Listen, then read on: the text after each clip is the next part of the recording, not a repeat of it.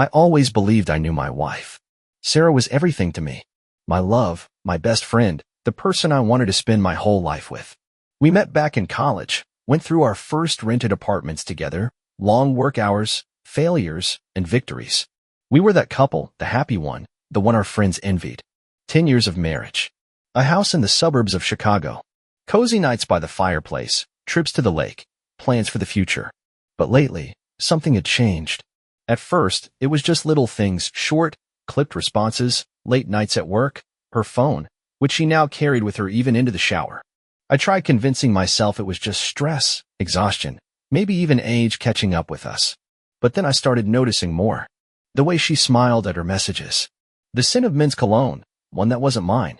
Unfamiliar numbers in her call history, messages deleted almost instantly. And then came the nights. One evening, she told me she had to stay late at work. She left around 8 and came back after 2 in the morning. I hadn't slept. I was waiting in the living room when she walked past me like I wasn't even there. Where were you? I asked. She didn't even slow down. At a meeting. A meeting? Until 2 in the morning? Sarah sighed tiredly, slipping off her shoes. Tom, please. Don't start. I'm exhausted. She headed straight to the bedroom, not even looking my way. I watched her go, my fist clenched. This wasn't just stress. It wasn't just exhaustion. Something was happening. That night, I lay in bed pretending to sleep. Sarah was right beside me, breathing evenly, but I knew she was awake. A little later, I heard the soft buzz of her phone. Slowly, silently, she picked it up and stepped into the hallway. I waited. A whisper. Yeah. Me too. Tomorrow, as always. Something inside me snapped. Tomorrow? What exactly was happening tomorrow? She ended the call and slipped back into bed, carefully placing her phone on the nightstand. I shut my eyes, pretending to sleep. But inside, everything was burning. The next day, I did something I never thought I'd do. I hired a private investigator. I always thought infidelity was something that happened to other people. I'd heard my friends' stories, watched movies, read articles. But never, not even in my darkest thoughts, could I imagine it happening to me. That my wife, the woman I had spent 10 years with, would be whispering to someone late at night, lying to my face, coming home smelling like another man's cologne. And yet, here I was, standing in front of a private investigator's office, my hands trembling. A part of me still hoped I was wrong. That this was all some ridiculous misunderstanding. That Sarah really was working late. That it was my stress, my jealousy, my paranoia. But deep down, I knew the truth would be something else entirely. Tom, Jack Hollis, the investigator I had hired, opened the door and waved me inside. He was an unremarkable man in a gray suit, plain, almost forgettable, but his eyes held something I recognized. Understanding. He knew exactly what I was about to face. I sat across from him, lacing my fingers together. Did you find anything? My voice was dry, tight. Jack nodded and placed a thick brown envelope in front of me. Your suspicions were correct. I didn't move. The envelope sat there like a death sentence. I stared at it, unwilling to open it. Because once I did, there would be no going back. My life would be divided into before and after. I swallowed hard. My fingers trembled as I reached for the envelope. Would he tell me everything if I refused to open it? Maybe. But I needed to see it for myself. I tore through the paper, dumped the contents onto the desk, and froze. Photographs. Sarah getting out of a car. Sarah standing at the entrance of a hotel. Sarah at a bar with a man. The same man, his hand resting on her waist. They were kissing. They were walking into a hotel room. The last picture was the worst. The man. Tall, dark-haired, a confident smirk on his face. I recognized him immediately. Andrew Marshall. Her boss.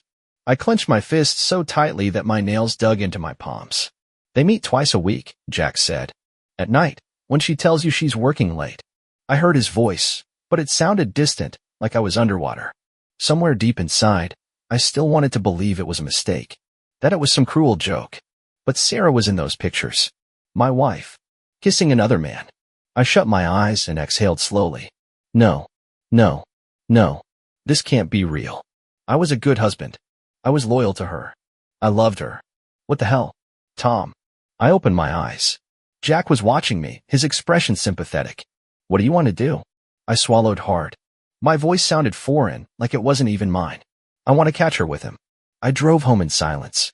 My thoughts spun wildly, shifting from shock to anger to denial to pain, then back to anger. I had no idea what I would say to Sarah when I saw her. I didn't even know if I could look her in the eye. When I opened the door, she was already home. "Oh, hey," she said with a smile. "How was your day?" "How was my day? How was my day?" I forced myself to smile. The usual. She walked over and pressed a light kiss to my cheek. I wanted to push her away. I wanted to scream. I know everything, Sarah." But I stayed silent. She didn't even notice how stiff I had gone when her lips brushed against my skin.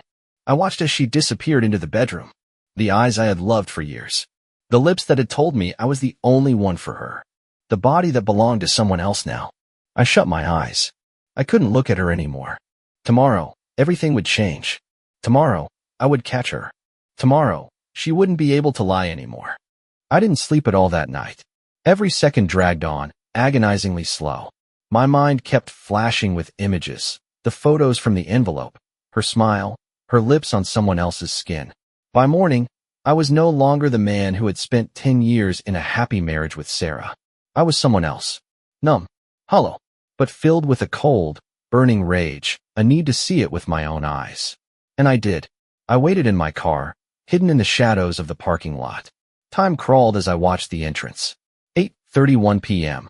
A silver Lexus pulled up to the hotel, and Sarah stepped out. High heels. A tight dress. The woman I had shared coffee with this morning was no longer my wife. Her eyes were full of anticipation. She walked inside without looking back. I clenched my fists and took a deep breath. 10 minutes later, he arrived. Andrew Marshall. Successful, self-assured, not a trace of guilt in his posture. He stepped into the hotel, and I felt my blood boil. I gave them time. Enough to let them feel safe. And then, I followed. 8th floor. Standing in front of room 814, my hands trembled. I didn't know what I would do once I walked inside. I only knew there was no turning back. A deep breath. 1, 2. I reached for the handle. The door wasn't locked. I pushed it open. They didn't even hear me. They were too busy with each other. Sarah was on her knees in front of him, her hands running over his body. Andrew's head was tilted back, his fingers tangled in her hair. I froze. The world collapsed into a single moment. The rush of blood in my ears drowned out everything else. Sarah. She didn't even flinch. She just turned her head, saw me, and smiled. Smiled. Like I wasn't her husband. Like my presence didn't surprise her at all. "You're late, Tom." She glanced at Andrew and, in the same calm voice, said, "Go on." He hesitated, staring at her in disbelief. "Sarah." But she just smirked and ran her nails down his chest. "You're not stopping, are you?" Something inside me snapped. In one swift motion, I stepped forward, grabbed her wrist, and yanked her away from him. She fell to the floor with a gasp. Andrew shot up, but I was already swinging. My fist crashed into his face, sending him stumbling back onto the bed. "What the hell?" he choked out, trying to get up. I grabbed him by the collar of his shirt and threw him to the ground.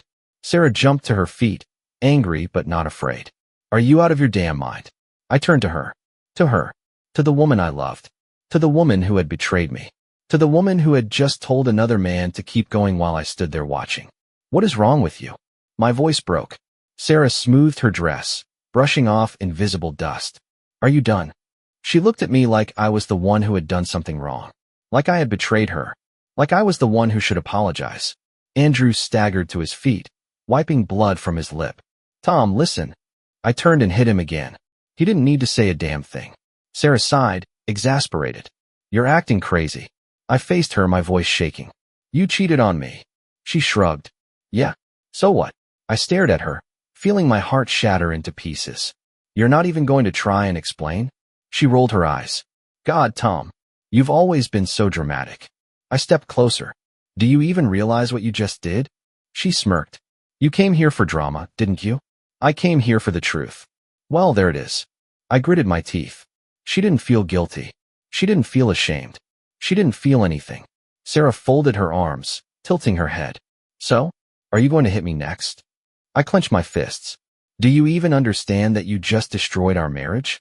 She let out a slow, lazy sigh. "Oh, Tom." Her voice was indifferent, almost bored. "Our marriage ended a long time ago." My knees nearly gave out. She said it like it was obvious. Like I was the idiot who hadn't seen it. I ran a hand down my face. "How long?" She glanced at Andrew. 6 months. "A year," he corrected, wincing as he touched his jaw. I closed my eyes. A year. A full year. A year of lies. A year of betrayal. A year where I had been living in blissful ignorance. Do you hate me now? Sarah asked. I met her gaze. She was waiting. She wanted to see hatred in me. But I didn't hate her. I hated myself. For letting this happen. For not seeing the truth. For still loving her. I took a step back. No, Sarah. She narrowed her eyes. You're lying. I shook my head. I don't hate you. I paused. But soon, you'll wish I did. I turned and walked away. I heard her say something behind me, but I didn't listen. I didn't look back. Not this time. Tomorrow, I would start a war. And Sarah didn't know it yet. But she had already lost the moment I closed that door. I thought that after the hotel, there would be nothing left to say. I thought this conversation would be quick and formal. I thought Sarah would at least try to defend herself. But when I sat across from her in the lawyer's office, saw her lazy smile, the relaxed way she sat, the look in her eyes that practically said, "So what now?" I realized I had been wrong. She wasn't going to justify anything. She wasn't even going to hide how much she enjoyed breaking me. So, Tom, she leaned back in her chair, crossing her legs. I think we both know this is over. I looked at her. She was flawless. A crisp white blouse, a black skirt, hair perfectly styled. She didn't look like a woman going through a divorce. She looked like she was at just another day in the office. Sarah, my voice was hoarse, dry like sandpaper. Do you even realize what you've done? She tilted her head, pretending to think. I let myself be happy for once. My fingers curled into fists. She smiled. Oh, don't start that, Tom. Let's be adults here. This was going to happen sooner or later. Was it? I exhaled slowly. Sarah, you cheated on me for a year. She shrugged. It happened. It happened. Like she had forgotten to buy milk. Like she had spilled coffee on her blouse. You didn't even bother lying to me. I shook my head. You didn't even try to hide it. She looked at me with mild curiosity, as if I were a child struggling to understand something simple. Why should I? You found out anyway. She smiled. I guess that's how it was meant to be. I ran a hand down my face. I didn't know what I had expected from this conversation. Maybe guilt. Maybe regret. Maybe even a plea for forgiveness. But not this. Sarah stared at me with bored indifference, and suddenly, I understood she had never cared. She never fought for our marriage. She never fought for our memories. She never even fought for me. She was just waiting for me to be the one to end it. So, her voice pulled me back. Let's sign the papers and move on. I nodded, swallowing the rage that burned inside me. Fine. I looked at the lawyer, who had been silently waiting. We're filing for divorce. No asset division. Sarah blinked. Her eyebrows lifted slightly, but her voice remained casual. No asset division? Oh, sweetheart, you can't be serious. I met her gaze. You get nothing. Silence. Heavy. Dense. The air in the room thickened with tension. Sarah blinked again. What? You're walking away with nothing, Sarah? I repeated slowly, clearly. Not a single cent. And that was when, for the first time, I saw a reaction. Her lips pressed together. Her eyes darkened. Her posture stiffened. Tom. What? I leaned forward. She frowned, licking her lips. You're a man. You can't do this. I smirked. I can. And I am. Sarah opened her mouth, then shut it again. You're seriously going to leave a woman with nothing? Her voice sharpened. You left me without a family. My voice was calm. She narrowed her eyes. You're being petty. And you're selfish. She folded her arms. So you're really going to kick me out of our house with nothing? It's my house, Sarah. She shook her head and laughed, a dry, humorless sound. Tom, come on. Don't be ridiculous. You realize I can take this to court. I chuckled. You can try. She gritted her teeth. You don't want to make this worse. I nodded. Of course not. She relaxed, just a little. Which is why, I continued, I already moved all the money out of our accounts. Her face froze. I watched as she processed it. Her body went rigid, her breathing sharp. What did you do? I leaned in, lowering my voice. I left you with nothing. She didn't blink. She stared at me like she was seeing me for the first time. And then, finally, I saw it. Fear. Tom, she licked her lips again. This is just emotions talking. You're overreacting. No, Sarah. I shook my head. I'm just putting an end to this. She froze. I stood up. She looked up at me, her eyes dark, angry, but underneath that, I saw something else. Panic. She hadn't expected this. She thought I would walk away cursing her name, that I would break, that I would suffer. But I didn't break. I destroyed her. She shot to her feet. Tom. I looked at her. Goodbye, Sarah. I turned and walked to the door. I heard her sharp breathing behind me, her nails scratching against the wooden table, her world crumbling. I smiled. Now she cared. The divorce was only the beginning. I watched Sarah try to keep her composure, try to maintain the mask of indifference. But her hands trembled as she signed the papers. Her lips pressed into a thin line as the lawyer read out the terms. She would get nothing. Yet even then, even when she was financially ruined, she still looked at me with defiance. As if to say, money isn't everything. I'll survive. She thought she could stay afloat, that her charm, her connections, her lies would save her. But she didn't understand one thing. I didn't just want to take her money. I wanted to take everything. And first, I was going to destroy her reputation. Sarah had spent years playing the role of a successful, respectable woman. In the eyes of others, she was someone to admire. Beautiful, intelligent, confident. A wife, a colleague, a friend, a professional. She had built that image brick by brick. She was respected. She was listened to. She was envied. And that was her greatest weakness. Because once her reputation crumbled, once people saw who she really was, everything else would turn to dust. And I was going to make sure the entire world saw her true face. I started with the easiest target. Her coworkers. I knew exactly where to strike. I found the company's email directory, opened my laptop, and sent the photos. Sarah in Andrew's arms. Sarah kissing him at the hotel. Sarah slipping off her dress, along with a simple message. Dear colleagues, here's your role model. This is how a woman who preaches honesty and loyalty behaves behind closed doors. One click. Sent. The effect was immediate. By the next day, Sarah's phone was ringing off the hook. Calls. Messages. I heard her screaming into the receiver. Who sent this? This is a lie. This is fake. But no one believed her. At the office, people stared. Sarah was used to admiration. Now she was met with disgust. Some whispered behind her back. Some laughed openly.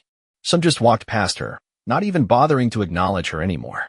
And then she was called into the CEO's office. I knew exactly how that conversation would go. Sarah, we need to talk. It's fake, Mr. Lawson. It doesn't matter.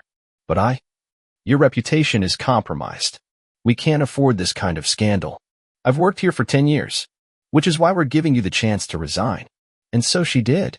The proudest woman I had ever known. Fired. Disgraced. Left with nothing. But I wasn't done. Next were her friends. The people she had played her perfect life for. The people who had admired her. I created an anonymous profile and sent the photos to their inboxes. With a simple message. Still think she's someone worth admiring? The response was instant. Her phone exploded with calls again. But this time, they weren't from supportive friends. Sarah, is this true? Did you really sleep with your married boss? How could you? She screamed into the phone. She smashed it against the wall. She cried. And I enjoyed every second of it. Because this wasn't just punishment. It was justice. But there was still one more person who needed to know the truth. Her mother. Sarah had always cared about her image in front of her family. Her mother believed she was the perfect daughter. The perfect wife. I knew that belief was about to shatter. I drove to her mother's house. When she opened the door, I met her eyes. Tom? What's wrong? I didn't speak. I simply handed her the envelope. The same one. With the photos. She opened it. Her face turned pale. This. It's Sarah. But she. I watched her world collapse. She sank into a chair, covering her mouth with her hand. I looked at her and felt nothing. I'm sorry, Mrs. Williams, I said. But you needed to know. And I left. I didn't know how that conversation between them went. But I knew that after this, even her own mother would turn away from her. A week later, I saw Sarah at a cafe. Alone. No job. No friends. No money. Nothing. I sat at a nearby table. She lifted her gaze and met mine. I waited for her to yell, to blame me, to curse my name. But there was nothing. Just an empty, hollow stare. You won, she said quietly. I looked at her. At the woman who had once been my wife. At the woman who had betrayed me. At the woman I had broken. I lifted my coffee cup. Yes, Sarah. And I took a sip. I allowed myself a week to savor the sight of Sarah's ruined life. But that was only Act 1. She hadn't cheated alone. She had an accomplice. Andrew Marshall. That smug bastard who had been screwing my wife, and then shaking my hand at social events, looking me in the eye, pretending we were friends. He thought he had gotten away with it. But he forgot one simple rule. If you steal a man's family, be ready for him to take everything else. Andrew had always carried himself like he was better than everyone else. 42 years old. Married. Father of 2. Respected businessman, successful executive. Ruthless. Driven. Charismatic. I had seen how his colleagues respected him, how his friends envied him, how the wives of his friends stole glances at him when they thought no one was watching. Andrew loved control. His suits were always perfectly pressed. His hair never a strand out of place. He wore expensive watches and always said the right things. He looked like a man who never lost. But it was all a lie. He had already lost. He just didn't know it yet. Andrew had a wife, Claire Marshall. She, too, believed she had a perfect marriage. And I was going to show her the truth. I found her social media, her email, her phone number, and I sent her a message. Pictures of Andrew and Sarah at the hotel, at the bar, in the car. Claire, I thought you should know what your husband does while you believe he's faithful. See for yourself. I didn't sign my name. I wanted his betrayal to hit her like a knife to the back. The response was immediate. Within a day, I found out she had thrown him out of the house. Their 2 children now knew that their father was a liar and a cheat. Andrew Marshall had lost his family. But that was only the first step. Andrew took pride in his career. CEO of a major company. A man who made important decisions. A man who commanded respect. But do you know what happens when a scandal like this breaks out? When your dirty personal life becomes public knowledge. People turn their backs on you. I sent his photos to the board of directors. Added a few lines about how he had abused his position to sleep with an employee. And according to company policy, relationships between executives and subordinates were strictly prohibited. The scandal erupted instantly. Andrew was called into a meeting. His colleagues looked at him with disgust. He tried to explain, but no one cared. 2 days later, he was fired. A man who had always been in control. Now controlled nothing. But I wasn't done. I did a little digging. Found out that Andrew liked to play games with company finances. A few minor embezzlements. A little corporate fraud. Nothing unusual for someone at his level. But when you're untouchable, no one looks too closely. And when you're caught in a scandal, they start digging. I gathered everything. Sent it to the IRS. 3 weeks later, federal agents raided his house. I pictured his face, standing in the doorway, hearing that he was under investigation for financial crimes, realizing that his life was over. A month later, I saw him, by accident, in a small, rundown bar on the outskirts of town. He was sitting alone, a stretched-out sweater, unshaven, empty eyes, an empty whiskey bottle in front of him. I had one. I sat at the table next to him. He looked up and froze. Fear. I saw fear in the eyes of the man who once thought he was above me. Hey, Andrew, I smiled. He swallowed hard. Tom, you're not looking too good. I took a sip of coffee. He turned away. Why did you do this? I laughed. Are you seriously asking me that? He lowered his head. I lost everything. I nodded. I know. He buried his face in his hands. I savored the moment. I wanted him to feel everything I had felt. I stood up, leaned down, and whispered, I hope it was worth it. And I walked away. I didn't look back. Andrew Marshall no longer existed. Now, there was only a broken man, standing among the ruins of his own life. And that was justice. I gave Sarah time to understand, to realize that she was no longer safe within the comfortable walls of her lies, that there was no one left to run to, that her life was falling apart. And then I watched. I wanted to see how she would try to crawl out of the hole she had dug for herself, only to sink even deeper with every step. The first thing Sarah did was try to find a new job, but she quickly realized that her reputation was in ashes. I made sure that any potential employer who saw her name saw her disgrace instead.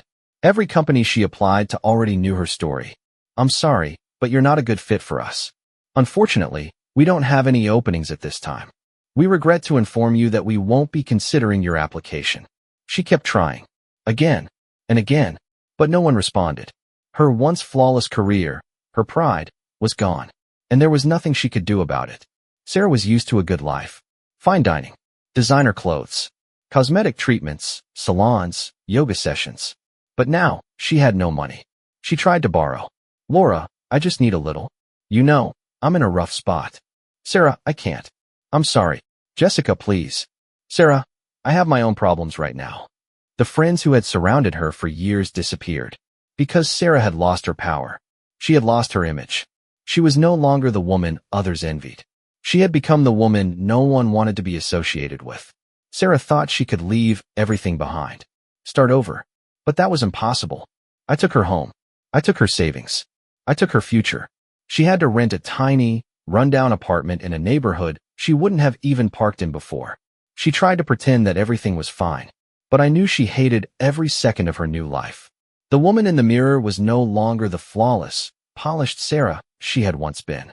Now, she was just a broken, exhausted, pale shadow. One evening, my phone rang. I glanced at the screen. Sarah. I didn't answer. She called again, and again, and again. I knew what was coming next. 10 minutes later, a message arrived. Tom, please, we need to talk. I ignored it. Another message. You got what you wanted. I'm not who I used to be anymore. You destroyed me. Can you at least talk to me? I smirked. Now she was begging. Now she wanted to be heard. But where was this Sarah when I stood in the hotel doorway? Where was this Sarah when I confronted her about the divorce? Where was this Sarah when she laughed in my face? She no longer existed. And I had no intention of saving her. I saw her by chance a couple of weeks later. I was leaving a cafe when I heard it. Tom. I turned. Sarah. But not the Sarah I once knew. Her hair was dull. Dark circles under her eyes. Her clothes no longer screamed high-end fashion. They looked cheap, like something bought secondhand. She wasn't looking at me with defiance. She wasn't looking at me with disdain. She was looking at me with desperation. I stopped. Hey, Sarah. She swallowed hard. Can we talk? I crossed my arms. About what? She hesitated. About us. I chuckled. There is no us anymore. She bit her lip. Tom, I raised an eyebrow. You what? She clenched her fingers together. I know I made a mistake. I nodded slowly. Yes. She lowered her gaze. And I'm sorry.